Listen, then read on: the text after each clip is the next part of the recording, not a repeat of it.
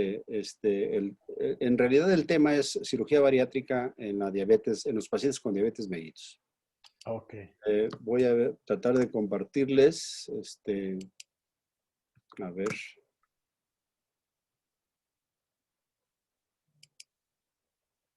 No puedo regresar a la reunión.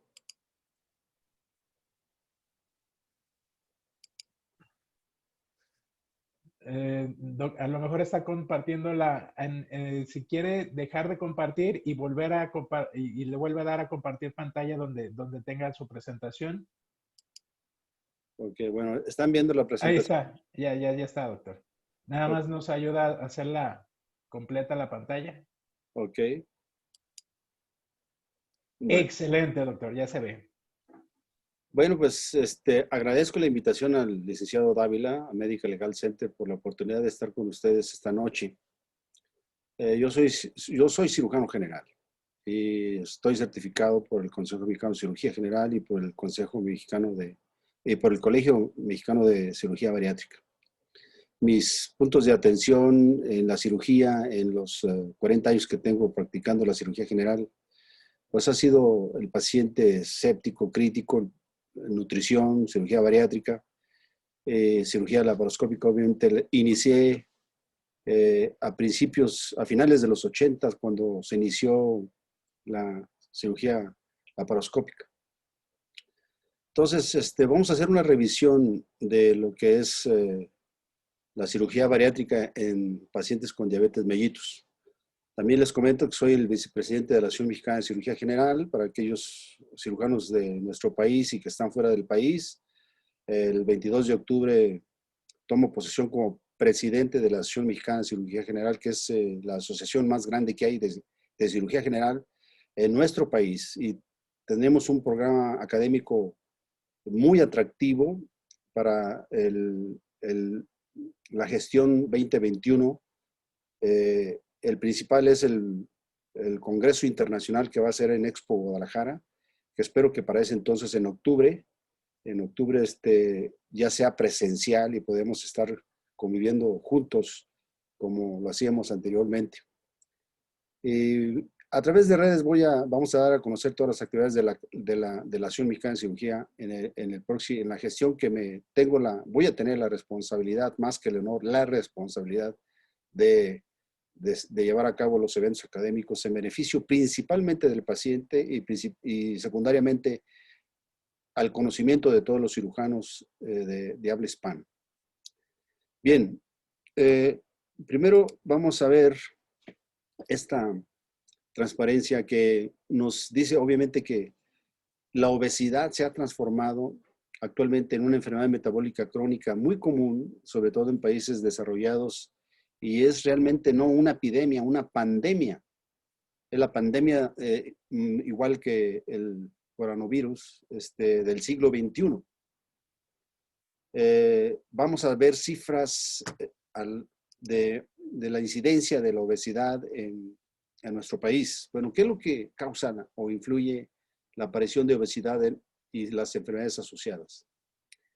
Influyen factores metabólicos y endocrinos de las personas, en las mujeres el embarazo y la menopausia, factores nutricionales, factores de raza, sexo, edad, factores genéticos, el estilo de vida, sedentarismo, factores socioeconómicos, factores del medio ambiente.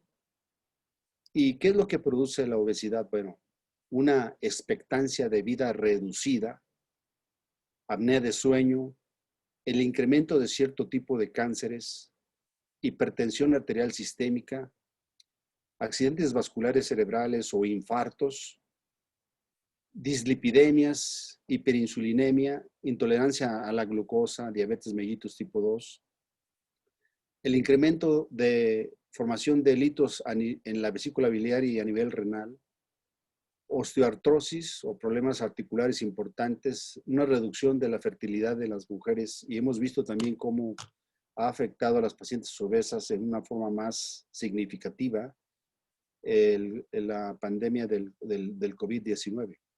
Así que la expectancia de vida del paciente obeso, de las personas obesas, es mucho menor que si no la tuviéramos o no la tuvieran las personas. En México se hace cada 4 años una encuesta de salud, una encuesta nacional de salud y de nutrición. La última encuesta que se hizo, esta la hace el gobierno federal a través de varias instituciones. La última que se hizo en el 2018, en comparación, vean en esta lámina lo que sucedía, las cifras del 2012. En las mujeres, tanto el sobrepeso como la obesidad, este es el sobrepeso, como la obesidad, era el 73% de las mujeres, o sea, de 173 tenían problemas de sobrepeso y de obesidad, y específicamente de obesidad, 37.5% de las mujeres eran obesas. En cambio, los hombres, entre sobrepeso y obesidad, era el 69.4% y específicamente obesos había 26.8%. En la encuesta más reciente, en mujeres, se incrementó de 73 a 76.8% entre sobrepeso y obesidad. Y de obesidad específicamente, de 37.5 se fue a 42.2. En hombres, el incremento fue de 69.4 a 73%, siendo obesos el 30.5%. Entonces va en incremento este problema. ¿Qué quiere decir esto? Bueno, pues teniendo en cuenta que en el último censo de población de nuestro país, que fue en el 2015, en el 2015 habíamos 119 millones de habitantes, de mexicanos, pero últimamente se han mencionado, aunque no se han publicado los resultados del último censo, somos aproximadamente cerca de 130 millones de mexicanos. Esto quiere decir que la prevalencia de la obesidad, que todos mundo sabemos, la obesidad y el sobrepeso se rigen por el índice de masa corporal, que es la relación que existe en nuestro peso en kilogramos dividido en nuestra estatura en metros al cuadrado. Es el índice de masa corporal. Toda persona que tenga un índice de masa corporal arriba de 30 o más, entra al rango de obesidad. Entonces, en nuestro país, el 42%, por las cifras anteriormente vistas, el 42.5% de las mujeres son obesas y el 30.5% de los hombres son obesos. Esto quiere decir que en un promedio entre ambos sexos es del 36.5%. ¿Qué significa esto con los datos del censo de población? Que hay en la actualidad 43.6 millones de mexicanos obesos. Simple y sencillamente es una cifra alarmante porque esto tiene grandes repercusiones en la salud de las personas y en el sistema de salud de nuestro país, que genera gastos exorbitantes, la atención de los pacientes obesos que llegan a tener comorbilidades y sus consecuencias. En relación a la diabetes, en el mismo censo del 2018, vean cómo en el 2012 eran 6.4 millones de personas entre mujeres y hombres diabéticos. Y en el censo del 2018 incrementó a 8.6 millones de diabéticos en la población mexicana.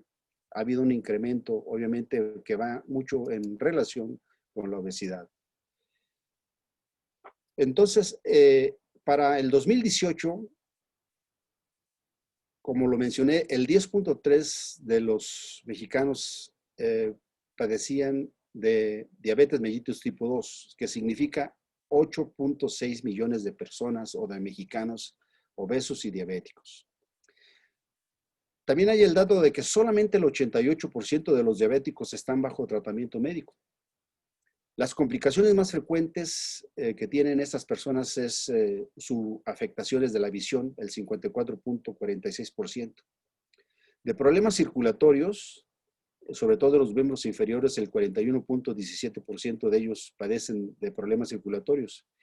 Y el 46.4% de los diabéticos no realizan medidas preventivas para evitar las complicaciones. Esto es muy significativo.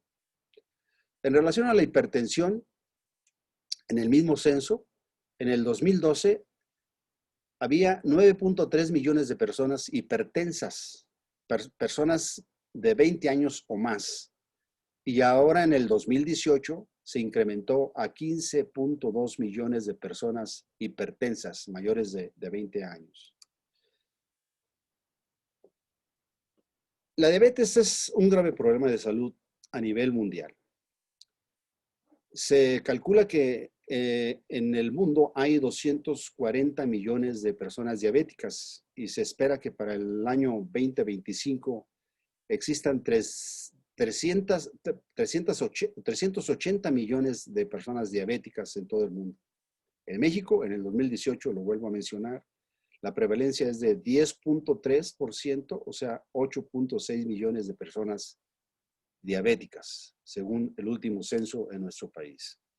El tratamiento, pues, para la diabetes incluye lo que ustedes ven en la pantalla, dietas, el trasplante de páncreas, trasplante de células de lotes de Langerhans, la administración de insulina con bombas de infusión o pacientes que tienen que estarse administrando insulina cotidianamente y para llevar un control adecuado, o a veces únicamente con medicación puede ser controlada el problema de la diabetes. Esta lámina viene de una publicación que hace la Asociación Americana de Diabetes. Se publica año tras año, aproximadamente en febrero. ¿Qué es lo que dice esta publicación en la revista de Diabetes Care? Nos menciona ahí que, tomando en cuenta el índice de masa corporal de las personas, cuando tienen un índice de masa corporal de entre 25 y 26.9, que es sobrepeso, y 27 a 29.9, pueden obviamente llevar su tratamiento con dieta, actividad física y una terapia conductual. Y pueden también, aquellos que tienen ya el índice de masa corporal entre 27 y 29.9, llevar un tratamiento con medicamentos encaminados a controlar la glicemia. Pero ya en aquellos pacientes que tienen un índice de masa corporal mayor de 30 a 34.9, inclusive hasta 40, esos pacientes en determinados momentos pueden ser candidatos a una cirugía bariátrica, a una cirugía metabólica.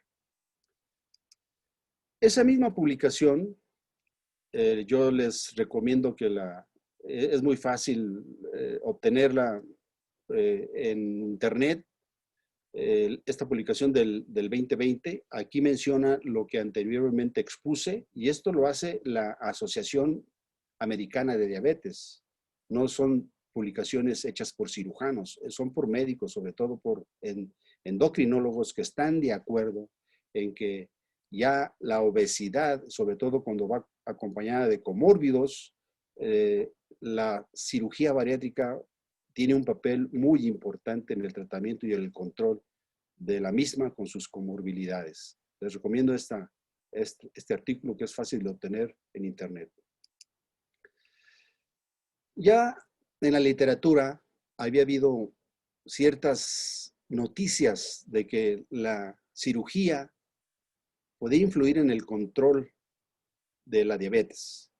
Una de ellas, la más antigua, es una publicación que fue hecha en 1955 por este cirujano Friedman, que hace mención que desde 1923 un cirujano en Berlín, él observó que en pacientes tratados para enfermedad ulcerosa con gastrectomía parcial, reconstruidos con Jeder-Rux, observaban que los pacientes diabéticos se controlaban, pero obviamente fue una observación que nunca ellos le dieron importancia, únicamente se reportó en la literatura ya desde 1923.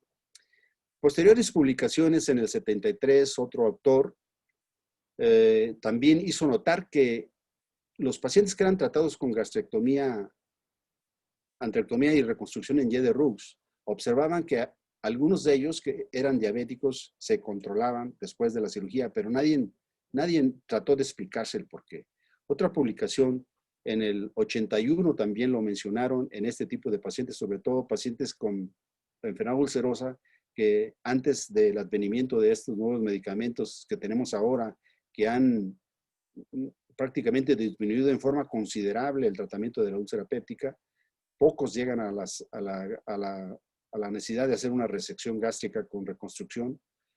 También observó este autor en el 81 que los pacientes tratados con antrectomía y reconstrucción en Yedder-Rux y eran diabéticos se controlaban de su glicemia.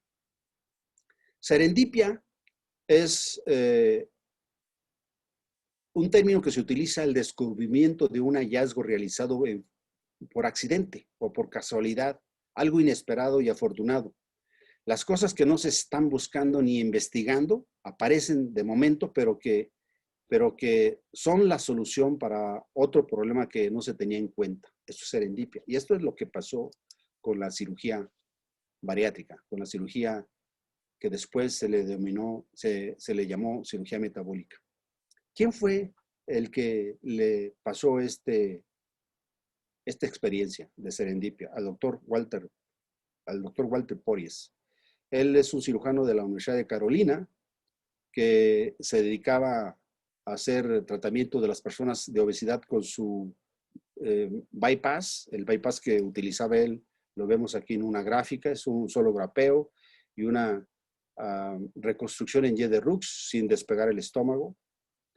Utilizaba una bolsa gástrica con un contenido aproximadamente de 15 a 30 mililitros y una asa, una gastroyeyuno anastomosis de 8 a 10 milímetros y una asa alimentaria en Yedder-Rux de 60 milímetros. Esto fue la técnica que él usaba en ese entonces, pero el doctor Walter Porges operaba a los pacientes en forma abierta, no en forma laparoscópica, y obviamente le temía operar a los pacientes obesos diabéticos porque frecuentemente se infectaban de la herida y era un problema real para él, de modo de que optó en determinado momento de únicamente operar obesos que no fueran diabéticos.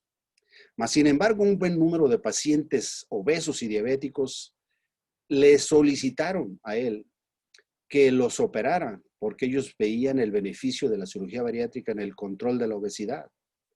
Entonces, atendiendo la petición de estas personas, la quinta paciente que operó obesa y diabética, él observó, esta paciente fue operada el 16 de noviembre de 1982. Esto que les estoy comentando lo oí de boca del doctor Walter Porges en una conferencia en el American College of Surgeons hace ya varios años. Él lo relató y después lo publicó. El 16 de noviembre del 82 opera a esta mujer que tenía una glucosa, una glicemia de 495 y fue en el posoperatorio pidiendo controles de la glicemia de la paciente, de tal manera que el 14 de diciembre de ese año del 82, la persona, la mujer, ya tenía una glicemia de 155. Esto lo observó el doctor Porges, vio todas las glicemias después del posoperatorio y vio cómo fue reduciendo la glicemia. Dijo, ¿qué está pasando? Entonces, con los siguientes pacientes observó lo mismo. Entonces, él dijo, ¿qué está pasando? ¿Por qué los pacientes obesos, diabéticos, se operan y se controla la glucosa? No se lo explicaba él. De tal manera que fue con su compañero, el jefe de laboratorio, y le dijo, oye, ¿qué pasó? ¿Por qué no revisas tus métodos, tus reactivos, tus aparatos? Porque a los pacientes que estoy operando con glicemias altas, inexplicablemente se empiezan a controlar. El galeno encargado del laboratorio dijo, déjame revisar. Revisó sus métodos, sus sistemas y pocos días después le habla a Walter Porges y le dice, ¿sabes qué? Mis sistemas están bien, mi laboratorio está bien, todo está perfecto, los resultados que te di son los reales, de modo que si no sabes qué es lo que está pasando con tus pacientes, ponte a estudiar y ponte a investigar.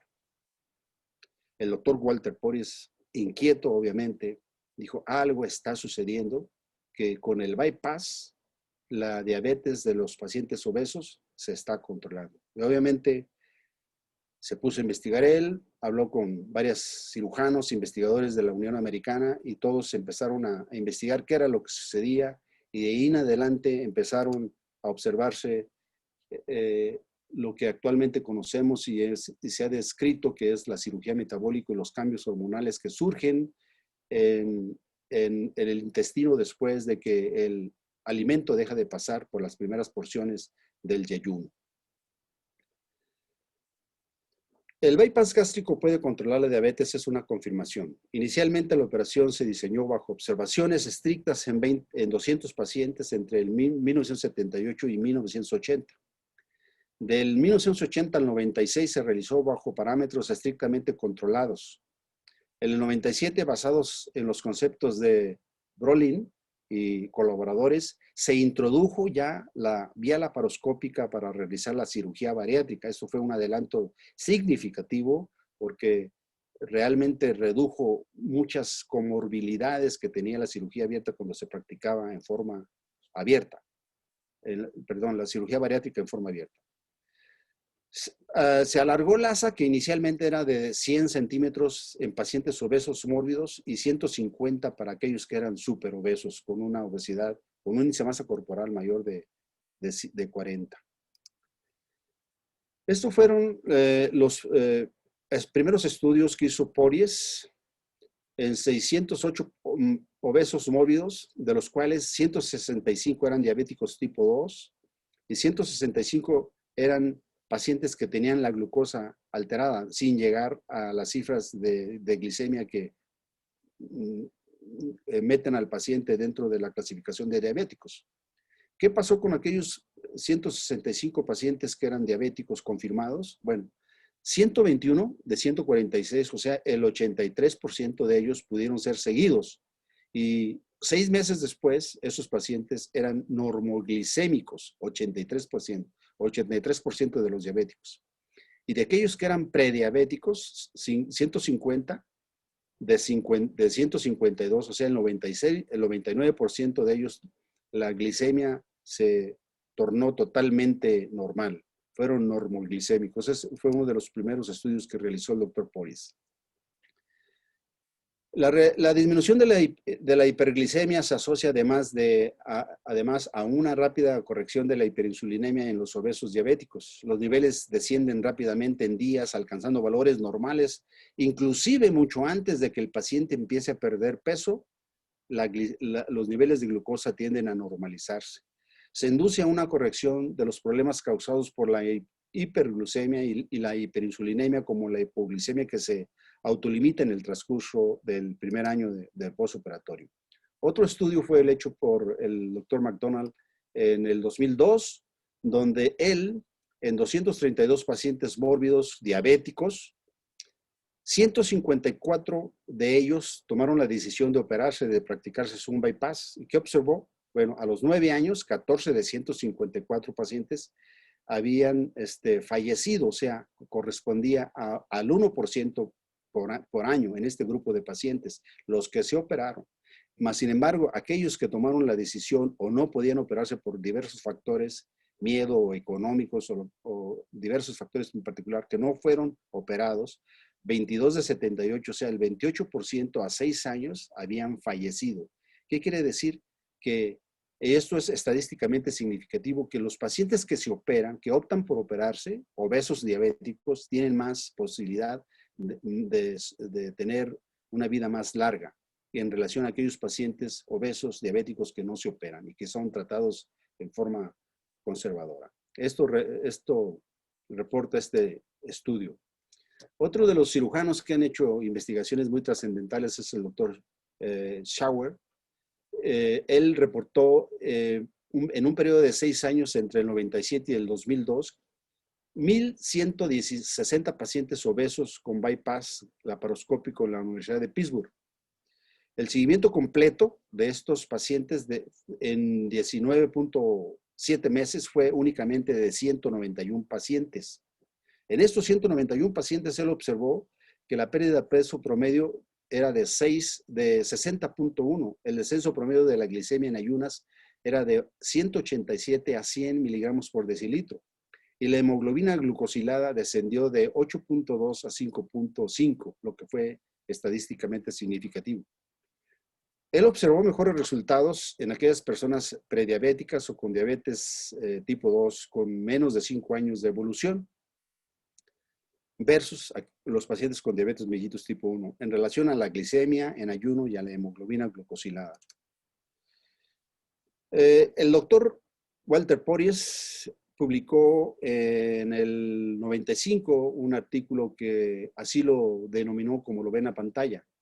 ¿Quién fuera a pensar que una operación fuera lo más efectivo de las terapias para aquellos pacientes que tienen obesidad y diabetes? Ese fue el nombre que le puso a su publicación, cosa que obviamente muchos médicos internistas y endocrinólogos pues estaban en contra de los conceptos del doctor Porges.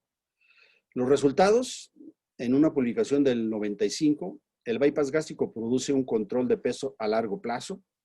Esta operación da lugar a un control durable de los pacientes diabéticos no insulino dependientes en un 82% y en personas prediabéticas en un 98.7%, con cifras plasmáticas de glucosa, hemoglobina glucosilada e insulina normales. El bypass gástrico controla otras comorbilidades como la hipertensión arterial, la apnea de sueño, la falla cardiopulmonar, artritis e infertilidad en las mujeres.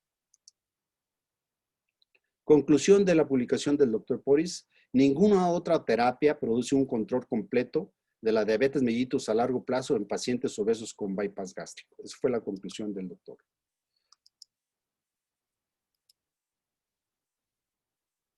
En una conjunción de los resultados de publicaciones del Dr. Porges con el Dr. Schauer, vemos ahí en los pacientes tratados con bypass gástrico en reconstrucción con Guillain-Barré y más diabetes mellitus. En el estudio del Dr. Porges de 330 pacientes, la glicemia se controló a 117 miligramos de decilitro en promedio y la hemoglobina glucosilada a 6.6. O sea, sin medicamentos, los pacientes fueron un 89%. Y el Dr. Schauer, las glicemias se controlaron a 98 miligramos de decilitro y la hemoglobina glucosilada a 5.6. Y los pacientes que finalmente quedaron sin medicamentos por el control de la glucosa, de la diabetes, perdón, fueron 82%. Esa es una comparación de los dos estudios que se publicaron entre el Dr. Schauer y el Dr. Walter Porges. El doctor Escopinaro, ustedes saben que él diseñó otra cirugía aún más grande, más radical, que es la derivación bilopancreática, y él publica en el 2005 21 pacientes. Ahorita vamos a ver en una gráfica lo que es la derivación bilopancreática. 201 pacientes, perdón, con diabetes mellitus, y él los siguió a 10 años después de la cirugía, estos 201 pacientes. Y la glicemia menor de 110 miligramos de decilitro fue del 97%. Resultados obviamente más eficaces aún que el bypass gástrico. Este metaanálisis del doctor Buchwald, que fue publicado en el 2004, es una publicación típica, vigente todavía, porque él revisó 22.094 pacientes y él observó los resultados con tres tipos de cirugías, con pacientes con la banda gástrica, que son estos, los pacientes operados con bypass en reconstrucción con Guillain-Barré y los pacientes con la derivación bilopancreática. Vean, la resolución de la diabetes fue de 48, 84 y 98 respectivamente en los tres procedimientos. La resolución de la hipertensión fue de 43 en banda, en bypass 68 y 83 en derivación bilopancreática. Y un mejoramiento de la hiperlipidemia fue de 59, 97 y 99. Y el tanto por ciento del control de peso con la banda fue de 47, con el bypass 62 y 70% con la derivación bilopancreática. Este fue los resultados en resumen del metaanálisis que hizo el doctor Buchwald, publicado en el 2004. Aquí lo tenemos en forma gráfica. los mismos porcentajes de resolución de la diabetes en los distintos procedimientos con bypass gástrico, 83.6, con la gastroplastía vertical en banda que ya prácticamente no se usa, 62.2, y la banda gástrica que también que se ha ido abandonando, el 47.8, y el switch duodenal obviamente que tiene mejores resultados en la resolución de la diabetes con el 97.9%. En el 2009, el mismo autor, el mismo doctor Henry Bushwell, da a conocer los resultados de 621 estudios, un total de 135,242 pacientes.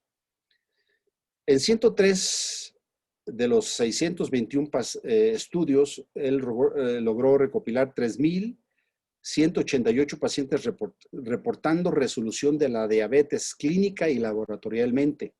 En 19 estudios, con 11,175 pacientes, reportó pérdida de peso y control de la diabetes adecuadas y satisfactorias en este metaanálisis que se publicó en el 2009.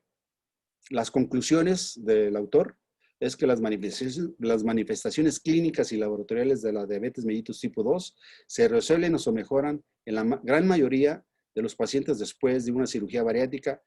Esta buena respuesta se acentúa cuando se realizan procedimientos bariátricos que producen gran pérdida de peso y la mantienen por más de un periodo de 2 años. En la publicación del 2017 de la Asociación Americana de Diabetes, mencionan ahí en su revisión los autores que hacen esta publicación anual, que la cirugía metabólica ya los médicos internistas y los endocrinólogos lo aceptan. La cirugía metabólica se ha desarrollado en forma importante en las últimas 2 décadas, así lo dicen ellos, refinada con el advenimiento del abordaje laparoscópico y el manejo de un equipo multidisciplinario, y efectuada obviamente por cirujanos certificados y expertos en este tipo de pacientes. La tasa de mortalidad y morbilidad se han reducido al 0.1-0.5% y 2 a 6% respectivamente, similares a la mortalidad y morbilidad que tiene una colistectomía o una histerectomía laparoscópica. Así, la cirugía metabólica debe realizarse en centros con equipos multidisciplinarios que comprendan y tengan la experiencia en el manejo de la diabetes y de la cirugía laparoscópica gastrointestinal. Esto es obviamente esencial para que se obtengan buenos resultados. Y rápidamente les doy a conocer aquí una serie de publicaciones, pero me voy a centrar únicamente, las publicaciones están en la diapositiva, pero vemos la tasa de remisión de los pacientes con obesidad y diabetes mellitus tipo 2 cuando se manejaron con cirugía bariátrica y cuando se manejaron en forma convencional. Vean que la mayor parte de los estudios tienen mejores resultados cuando fueron tratados los pacientes con cirugía bariátrica. En este estudio el 100%, y casi en todos los estudios fue estadísticamente significativo que la cirugía bariátrica tiene un mejor control de la obesidad y de la diabetes mellitus en comparación con el tratamiento convencional. Otros más estudios en diferentes años con los autores, vean cómo las cifras de los buenos resultados de remisión son mucho mayores cuando se tratan por cirugía bariátrica que el tratamiento convencional. Otros más. En este artículo de un cirujano hindú, nos presenta estos resultados en esta gráfica. Remisión de diabéticos 2 en estudios observacionales, únicamente estudios observacionales. La remisión con terapia convencional de 15.4 y 65.6 cuando se operaron con un procedimiento bariátrico. Y en estudios o ensayos clínicos controlados y aleatorizados o randomizados, en terapia convencional se controlaron el 6.6, más sin embargo el 57% de ellos fueron controlados cuando fueron tratados con cirugía bariátrica. Algunos de los procedimientos es la banda gástrica, que prácticamente ya actualmente no se usa. Más bien, muchos cirujanos estamos quitando las bandas gástricas porque no han sufrido el efecto adecuado de la pérdida de peso ni el control de las comorbilidades de la obesidad, pero fue introducida desde 1980 por Kussmann y aprobada por la FDA en el 2001.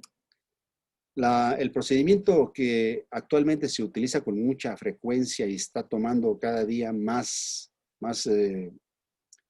importancia porque mucha gente lo solicita y muchos cirujanos la realizan, quizás sea por su rapidez, es la manga gástrica, que fue publicada por Garnier en el 2005.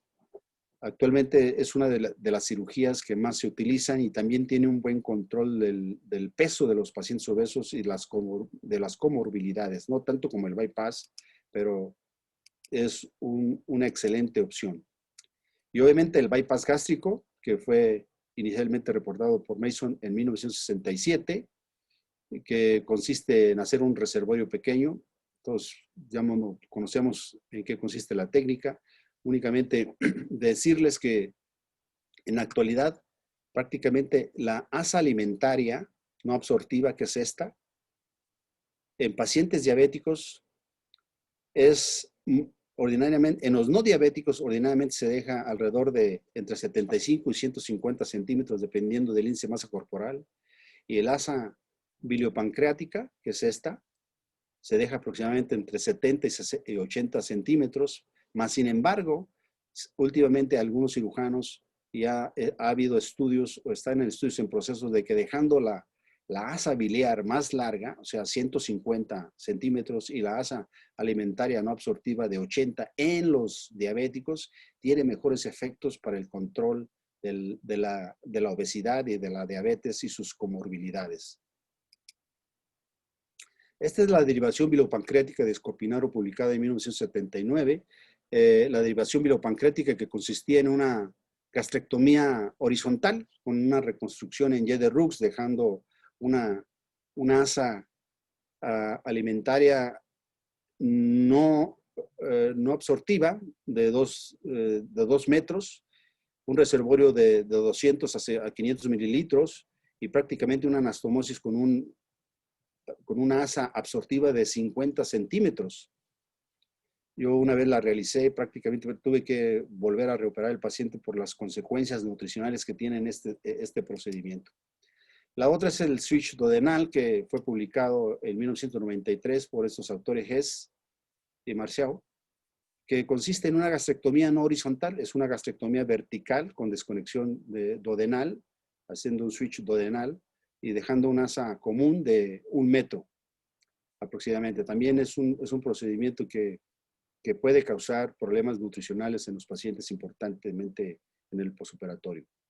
Yo en realidad prefiero y me quedo con la gastrectomía vertical, el manga y el bypass gástrico. En mi experiencia a través de los años me han dado buenos resultados. Otros utilizan el bypass de una sola anastomosis. Yo francamente no lo he usado, pero obviamente ahí están las publicaciones, sobre todo de cirujanos españoles con buenos resultados y algunos cirujanos de nuestro país. Las incretinas, la investigación en la diabetes mellitus, la evolución rápidamente con caminos inexplorados con base en los nuevos conocimientos sobre la regulación de la glucosa. En años recientes, la atención de los científicos se ha dirigido a las incretinas y su papel en el control de la glicemia. Son hormonas intestinales que se liberan en respuesta a la ingesta de alimentos y que a niveles fisiológicos aumentan la respuesta insulínica de una manera dependiente de la glucosa. ¿Cuáles son las principales incretinas? Pues el GIP y el GLP-1. El GIP es el polipéptido insulinotrópico dependiente de glucosa, que lo voy a llamar GIP para ahorrar tiempo, y el GLP-1 es el péptido 1 análogo del glucagón. Son las dos principales incretinas en los seres humanos. En esta publicación del 2006 se hace una evaluación crítica de la literatura médica en el papel de los cambios hormonales en la cirugía bariátrica, sobre todo en el bypass gástrico y en la derivación biliopancreática. disminuyen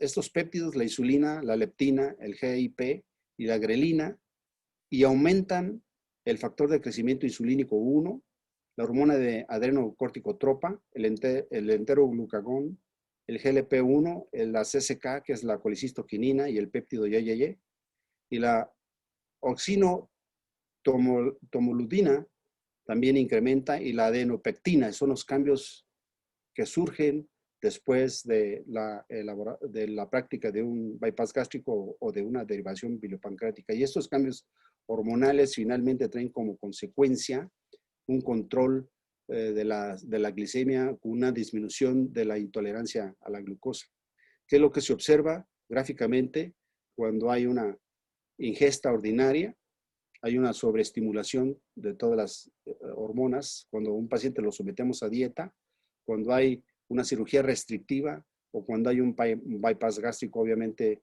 hay una disminución sustancial de la estimulación en el intestino delgado proximal.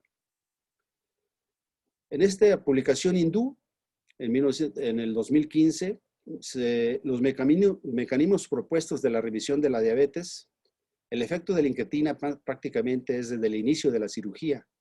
Lo mismo con la secreción de la insulina. La sensibilidad hepática a la insulina inicia la semana de la cirugía y la remisión de la diabetes obviamente empieza también desde el inicio de la cirugía y alcanza su pico al año o 2 años del procedimiento quirúrgico, según lo reportan este autor hindú, publicado en el 2015. Esta otra publicación del 2015, en 1197 estudios, 18 revisados, los hallazgos muestran que los efectos de los ácidos biliares posterior a la cirugía bariátrica, en la saciedad, en la secreción de creatinas, metabolismo, lípidos y colesterol, homeostasis y la glucosa y metabolismo energético, microbiota intestinal y estrés del retículo endoplásmico pueden ser modulados a través de los receptores ácidos biliares y también sobre la carcinogénesis. Conclusión, existen buenas evidencias de que sostienen que los efectos metabólicos de los ácidos biliares después de un procedimiento quirúrgico bariátrico en los cambios antes mencionados pueden ser de muy buena esperanza terapéutica farmacológica en el tratamiento de la obesidad y sus comorbilidades. Son las conclusiones del autor en esta publicación. En la conclusión, el efecto más sorprendente de la cirugía bariátrica, además de la pérdida de peso, es la impactante remisión de la diabetes mellitus tipo 2, una enfermedad que anteriormente se denominaba progresiva e incurable. Bueno, esta foto es del 2014 en el Hospital Civil. El personaje que está aquí a un lado es mi distinguido maestro, jefe del servicio de endocrinología, el doctor Gómez Vidrio. Él es endocrinólogo. Cuando yo inicié la cirugía bariátrica en el Hospital Civil de Guadalajara, hubo mucha resistencia a la práctica de la cirugía bariátrica. Prácticamente detuvieron mi programa por mucho tiempo, hasta que lo pude reiniciar en el 5 de noviembre del 2009. Y el maestro Gómez Vidrio, que en un principio fue mi principal opositor a la cirugía bariátrica, con el tiempo él se dio cuenta que la cirugía bariátrica era una excelente opción para este tipo de pacientes.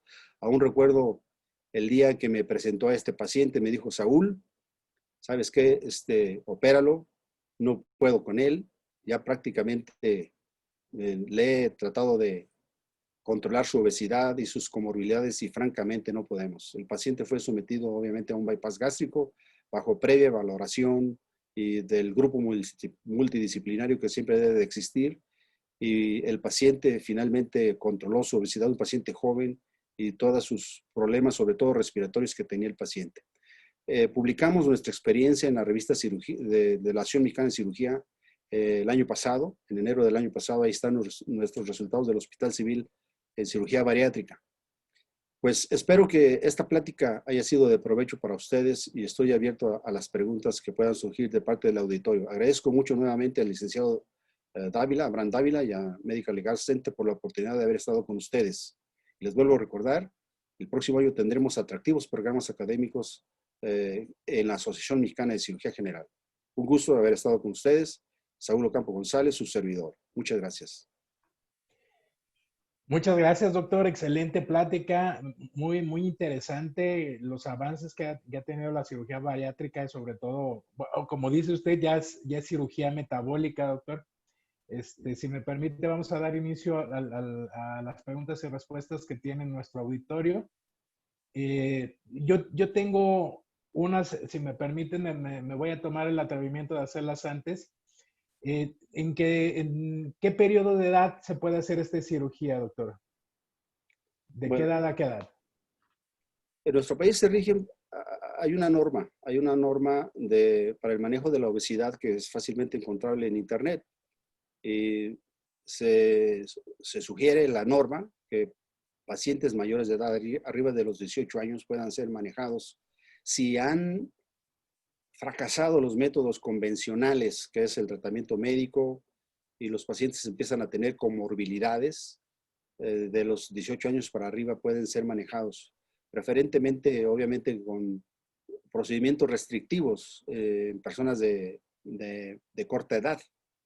Pero ya cuando tienen obesidad, más aparece diabetes, mellitus, hipertensión, inclusive pacientes de 20 años pueden practicárseles un bypass gástrico. ¿Y como tope, doctor?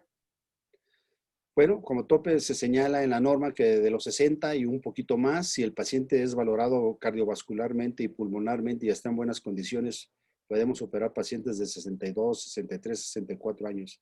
Yo la persona con mayor edad que he operado es de 65 años, pero era un paciente con muy buen estado de salud y con una valoración cardiopulmonar muy estricta.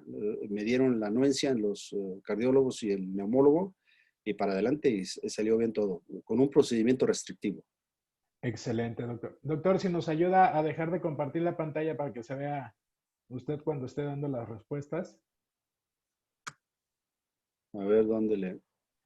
Hay un botoncito rojo, doctor, que dice dejar de compartir. A ver, dejar. Bien. Así es, excelente, doctor, ya lo vemos. Ahora sí, nos pregunta la doctora Guadalupe Flores, para efectuar la cirugía de bypass, ¿hay una indicación para el peso del paciente? ¿Cuál es el peso máximo para su realización? Mira, Guadalupe, todo depende de la evaluación. Yo el paciente que con más peso que he tratado en el Hospital Civil es a Ricardo. Ricardo llegó al Hospital Civil pesando 380 kilos, paciente de 33 años de edad.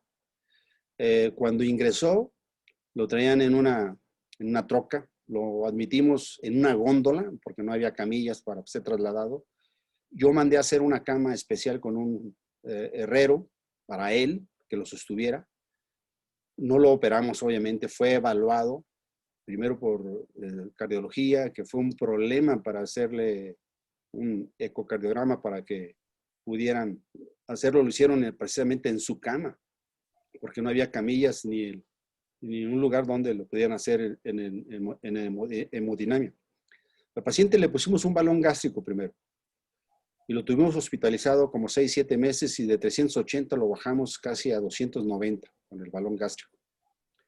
Ya con el balón gástrico fue evaluado, sacamos el balón gástrico, fue evaluado otra vez por cardiología, por neumología, por anestesias y nos prestaron una cama, una mesa de quirófanos que pudiera sostener un paciente de 280 kilos, porque en el Hospital Civil las mesas de operaciones no soportan a un paciente con 240 kilos o más.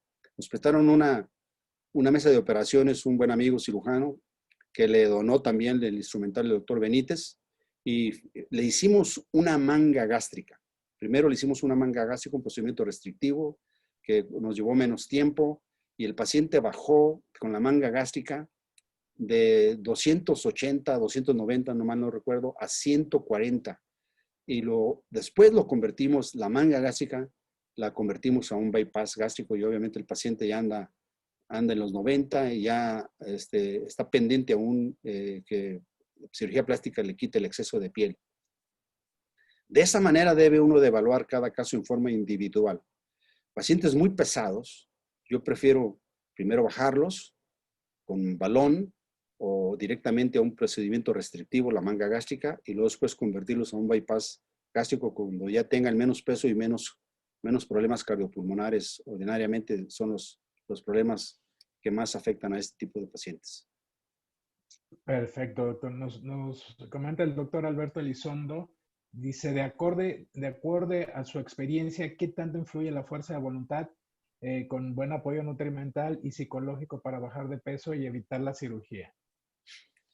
Bueno, los pacientes obesos deben de ser manejados, obviamente, en forma multidisciplinaria. Yo, antes de verlos yo, como cirujano, yo los veo, les ofrezco los servicios. Hablando en mi práctica en el civil, en el Hospital Civil de Guadalajara, que es una institución de salud pública abierta, donde manejamos pacientes con pocos recursos y con muchos recursos también los hemos manejado. Los veo yo, luego ya los ve en forma más detenida la nutrióloga y la psicóloga. Entonces, cuando ellas me comentan el estado desde el punto de vista nutricional y el estado psicológico, entonces ya planeamos la terapia integral. Si la psicóloga, la licenciada Jiménez me dice, este paciente trae problemas, doctor, trae muchos problemas de índole psicológico, pues los trata ella o los mandamos a psiquiatría. Y ya cuando el psiquiatra o la psicóloga nos dice, ya está más o menos controlado, que pueden ser semanas o meses, entonces los empezamos a bajar de peso porque siempre hay que operar a los pacientes con el menos peso posible. Mientras menos peso tengan al momento de la cirugía, es menor la probabilidad de que se compliquen. Entonces, son manejados, o si tienen problemas endocrinológicos, los mando con el maestro Gómez Vidrio para que los controle, y luego ya regresan y ya cuando están o tienen problemas con neumología, los mando con el doctor Rojas, el jefe de neumología, o con los cardiólogos, y hasta que no estén las comorbilidades y los problemas controlados, los metemos a cirugía, para ofrecer eso obviamente muchos mejores resultados y menos riesgo a los pacientes. Eso mismo hago en mi práctica privada. Desafortunadamente hemos visto que pues no todos los cirujanos actúan de la misma manera. ¿A dónde creen que van los pacientes que se complican en mi ciudad, en Guadalajara? Aquellos que se complican en forma privada. La gente que apenas alcanza a ahorrar para un procedimiento quirúrgico, se van y se operan, se complican, pues van a dar al civil, van a dar al hospital civil, ahí es donde los vemos. Entonces, hacer una buena labor, un buen estudio y una buena valoración preoperatoria evita que haya complicaciones al momento de la cirugía y realmente que sean esas cifras que mencioné del 0.1% de complicaciones cuando se hacen bien las cosas. Perfecto, doctor.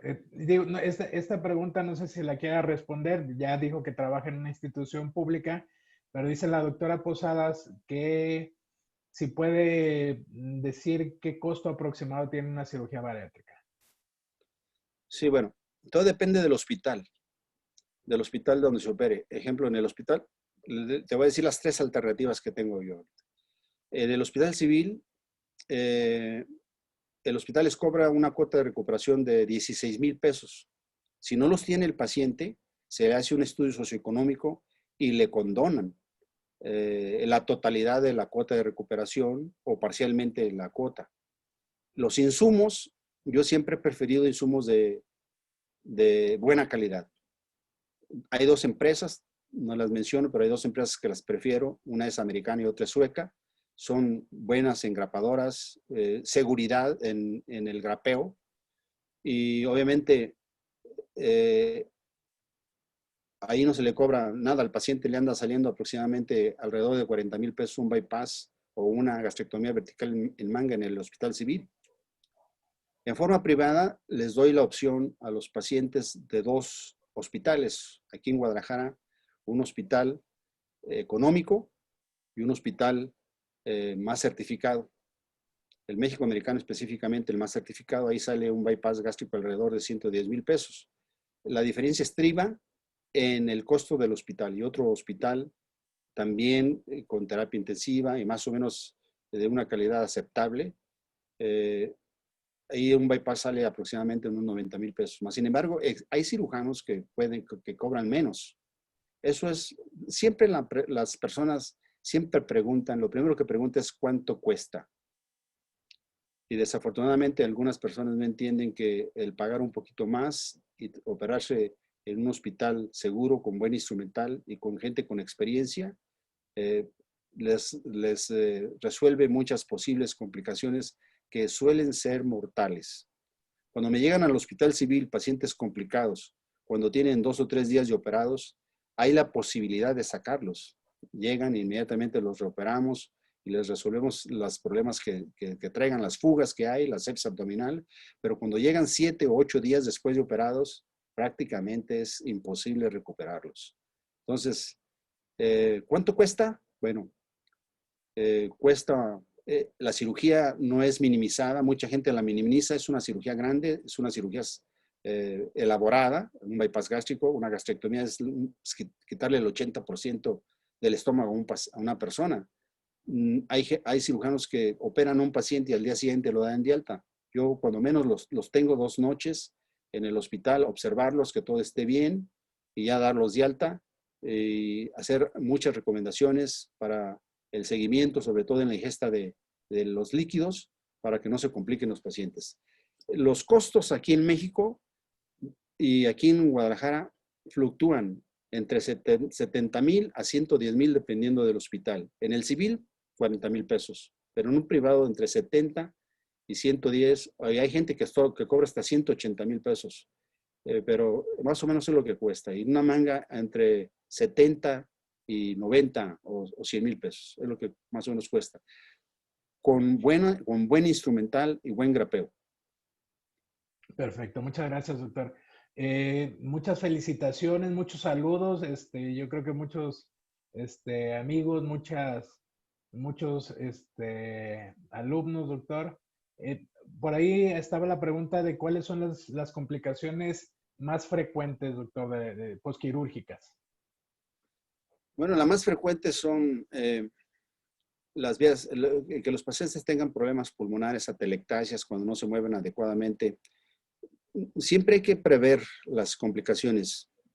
Hay que a los pacientes movilizarlos tempranamente, que hagan sus ejercicios respiratorios inspiratorios con un inspirómetro incentivo, utilizar medias de compresión, utilizar pierneras de compresión neumática durante las primeras 12, 15 horas, durante la cirugía, durante las primeras 12, 15 horas y después levantarlos a caminar, darles heparina de bajo peso molecular para evitar la formación de coágulos en los miembros inferiores y embolismos. Yo ya tuve una paciente con embolismo pulmonar en el Hospital Civil. Afortunadamente la detectamos a tiempo y pudieron hacerle un intervencionismo para diluir los émbolos y salió adelante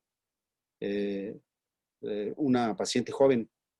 Las más frecuentes son las respiratorias, pero las más temidas son las fugas. Las fugas, ya sea en la manga gástrica o en el bypass. Y en el bypass gástrico yo le temo más a la fuga de la yeyuno que a la fuga de la gastroyeyuno, que esa es la más temida. La sepsis abdominal es una verdadera catástrofe desde todos los puntos de vista. Perfecto, doctor. Insisto, más felicitaciones, más saludos. La doctora Bernadette Casillas, también la doctora Elena López Gavito, muchas felicidades y muchos saludos, doctor. Gracias, Elena.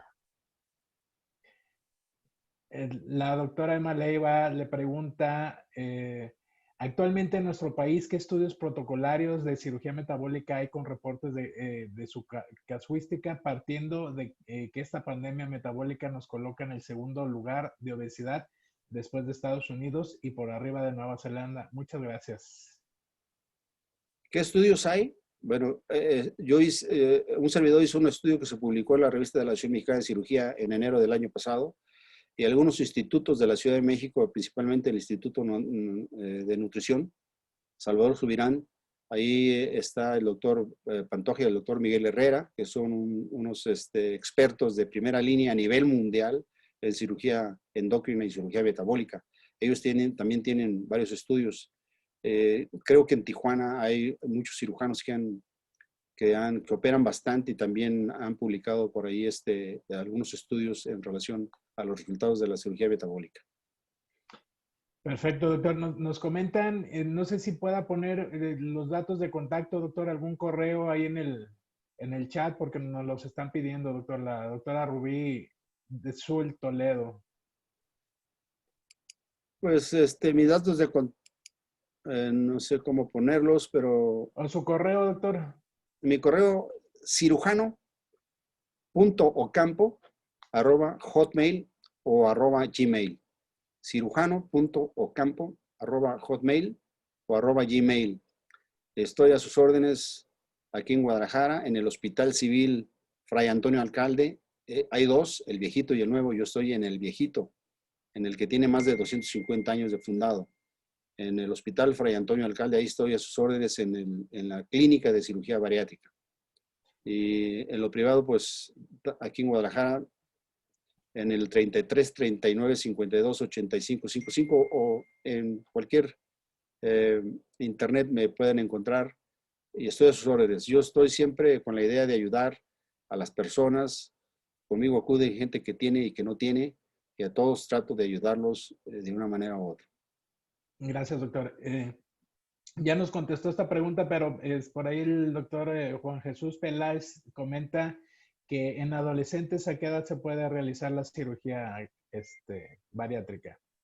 Bueno, en estos días tengo ya programado, viene de Chicago un chico que tiene 18 años. Desde los 17 años la mamá, la señora Rosa González, que vive en Chicago, me ha estado solicitando que lo opere. Yo le dije que se esperara. Ya ahora en octubre cumple los 18 años y lo vamos a operar el día, creo que 4 o 5 de noviembre. Ya con 18 años, es un chico que mide como 1,80 con 18 años y pesa como 170 kilos. Le vamos a hacer una manga gástrica. Él quería un bypass, pero yo le dije que le convenía más una manga gástrica. Ya tengo todos los estudios de evaluación. Lo voy a recibir aquí 2 días antes de la cirugía para que lo vea mi cardiólogo y el neumólogo.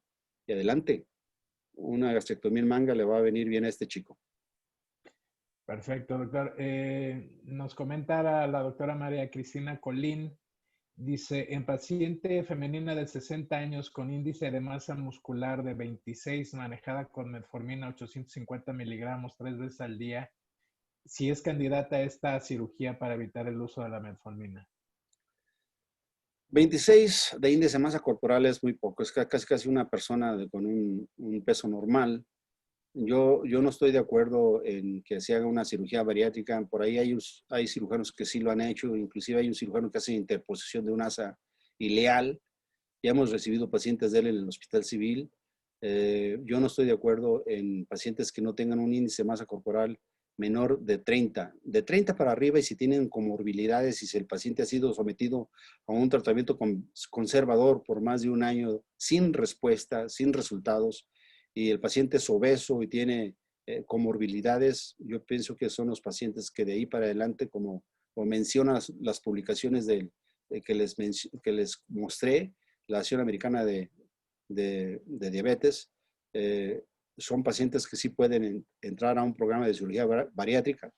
Y de 35 para arriba, obviamente sin comorbilidades, también pueden ser valorados para un procedimiento bariátrico cuando no hay respuesta a un tratamiento convencional por al menos 12 meses de intento.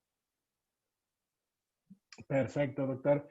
Nos dice el doctor Antonio Torres, referente a la normatividad, ¿cómo se encuentra actualmente la cirugía bariátrica en México? La normatividad, sí, bueno, la norma para, la encuentro en internet, la norma para el tratamiento de la obesidad, no es el tratamiento quirúrgico, la norma para el tratamiento de la obesidad, y ahí hay un apartado donde habla sobre los candidatos para la cirugía. Los procedimientos en nuestro país aceptados es el bypass gástrico y la gastrectomía vertical en manga y creo que la banda gástrica. Y los pacientes que deben de ser operados son los con los criterios que yo mencioné.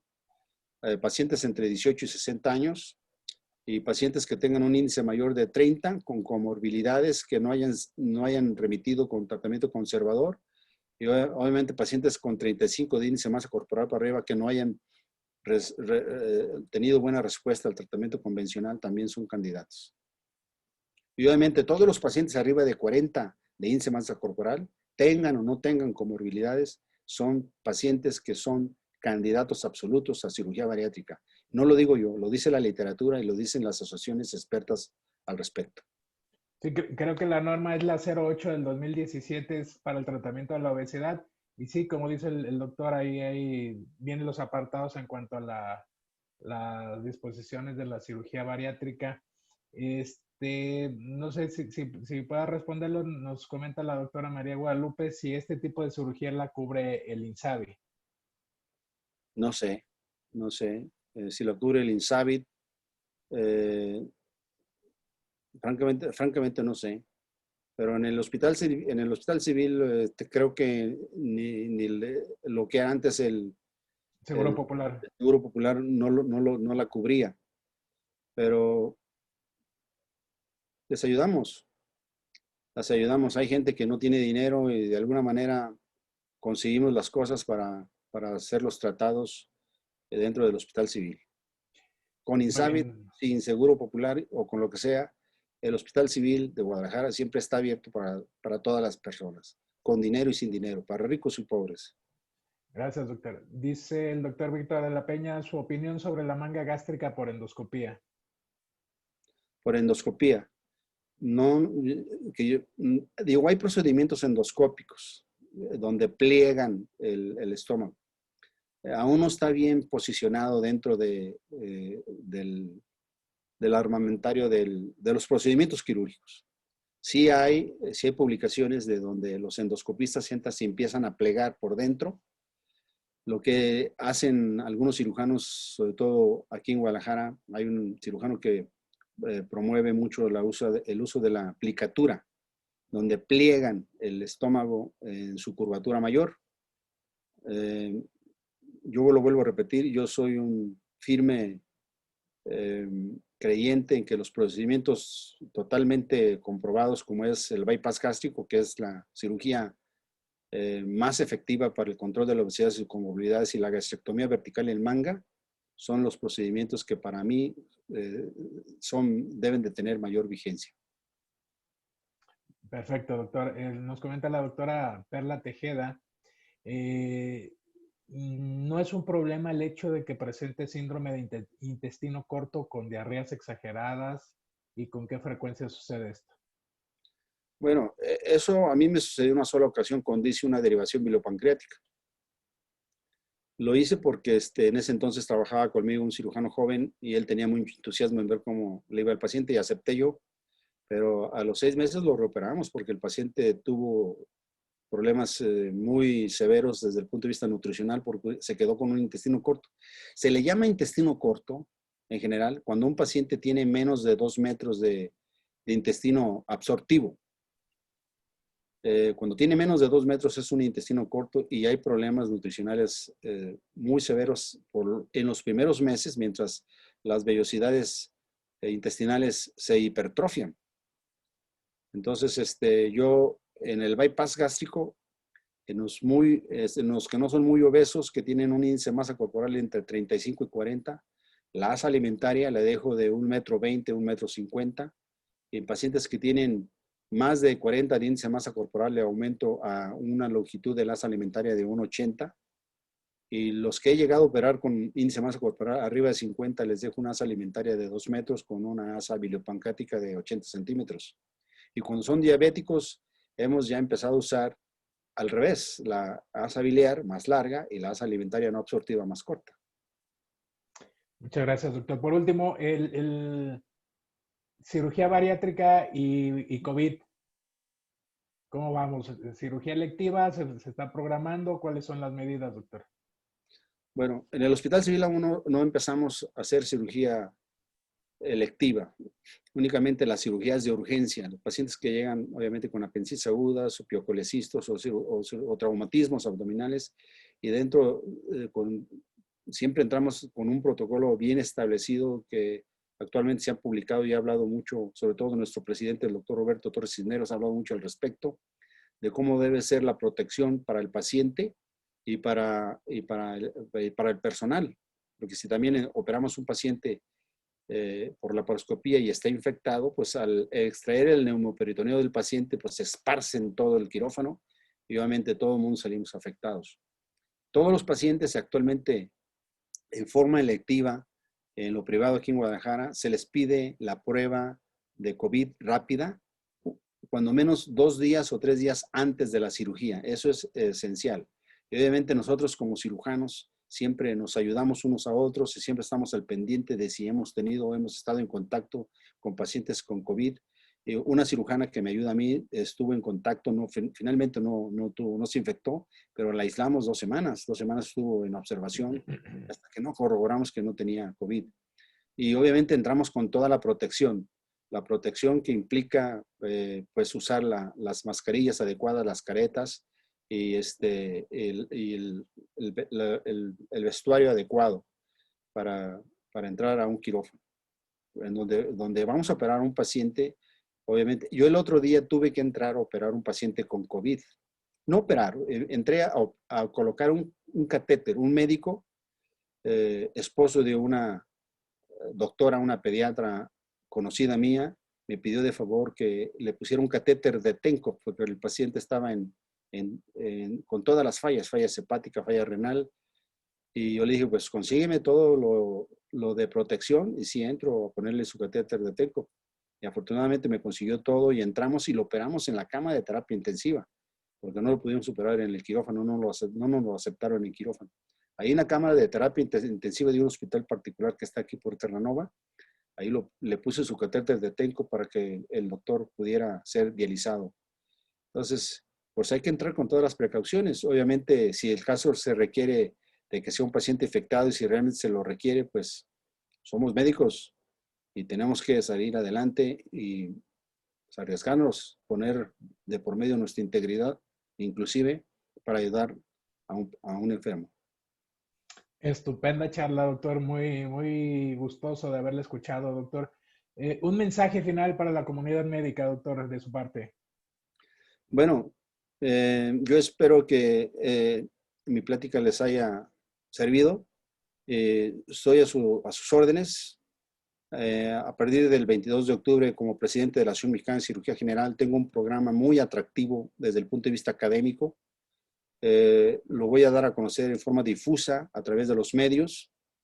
Les adelanto, vamos a tener mensualmente los últimos miércoles de cada mes simposios virtuales internacionales con profesores de muy renombrados fuera del país y nacionales.